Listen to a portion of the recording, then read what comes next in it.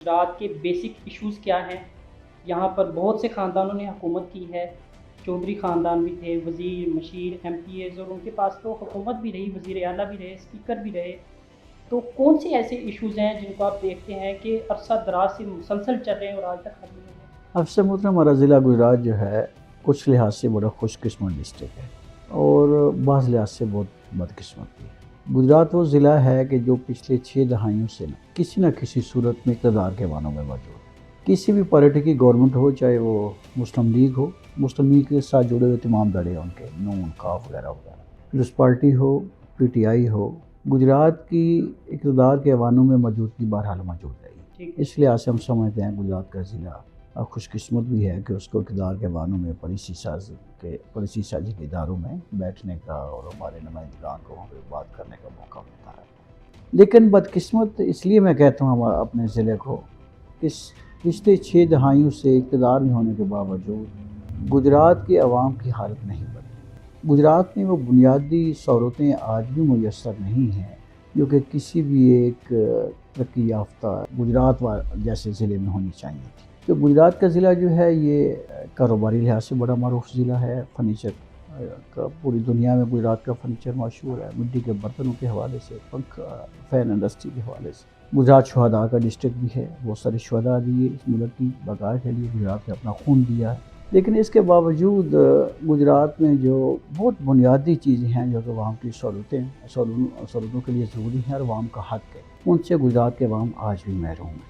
اس کی وجہ صرف جو ہماری تمام پارٹیاں جو اقتدار میں موجود رہی ہیں، یہ ان کے نیتوں کا معاملہ ہے، ان کے کردار کا معاملہ ہے. ان کا گجرات کے ساتھ بظاہر تعلق ہے ووٹ لینے کی حد تک، لیکن وہ صرف اپنے مفادات کے لیے کام کرتے ہیں، اپنے خاندان کے مفادات کے لیے کام کرتے ہیں. جو ان کے قریب لوگ ہیں، جو ان کی سپورٹ کرتے ہیں، ان کے لیے کام کرتے ہیں، لیکن عوام الناس کے لیے آج تک وہ کچھ نہیں کر سکے.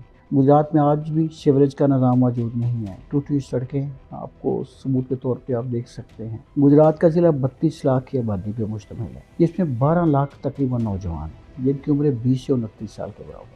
اور ان 12 لاکھ میں سے 2 لاکھ بچے آج بھی گجرات میں ایسے ہیں نوجوان جو کہ آج تک اسکول کی دہلیز بھی کراس نہیں کرتے. گجرات میں میڈیکل کی سہولتیں جو ہیں، ہمارا ایک ہی ڈسٹرکٹ ہیڈ کوارٹر ہاسپٹل ہے یہاں پہ، کوئی تحصیل ہیڈ کوارٹر ہاسپٹل نہیں ہے، لیکن وہاں پہ بھی ڈسٹرکٹ ہیڈ کوارٹر میں ساری بنیادی سہولتیں آج بھی موجود نہیں ہیں جو کہ ایک اچھی ہاسپٹل میں ہونی چاہیے. اور جو کہ کسی کرٹیکل پیشنٹ کے لیے وہاں پہ بنیادی ٹریٹمنٹ ہونے چاہیے، اس کے لیے بھی ہمیں جب وہاں پہ ہمارے پیشنٹ جاتے ہیں تو ان کو فوراً کسی دوسری ہاسپٹل میں منتقل کر دیا جاتا ہے. نوآمہ کی صورتحال انتہائی ہمیشہ سے خراب ہوتی ہے. کچھ وقت کے لیے کبھی ٹھیک ہوگی لیکن عمومی طور پہ خراب رہتی ہے. اس کی وجہ بھی صرف اس میں پولیٹیکل انوالومنٹ ہے، سیاسی اثر رسوخ ہے. ہمارے دفاتر میں، ہمارے جو ضلع کی انتظامیہ ہیں ان میں جو سیاسی گھرانے ہیں جو اقتدار کے بانوں میں موجود ہوتے ہیں، جس میں چودھری خاندان ہے، پیپلز پارٹی کا جو ان کے نوابزادہ خاندان کہہ لیں یا پگا والا خاندان کہہ لیں یا دوسرے اس طرح کے خاندان جو کہ اقتدار کے بانوں میں موجود ہیں، ان کی بہرحال پولیٹیکل ایک انوالومنٹ ہے.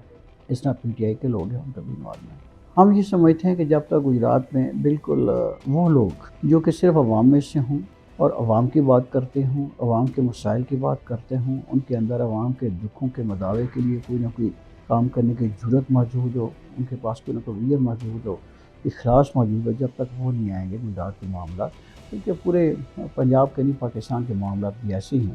لیکن کیونکہ ہم گجرات میں سے گجرات کی بات کریں گے تو گجرات کے معاملات اس وقت تک بہت بہتر نہیں ہو پائیں گے جب تک کہ دیانتدار، امانت دار، ہمت والی، جرت والی، اخلاص والی کوئی نمائندہ یہاں پہ نہیں آئے.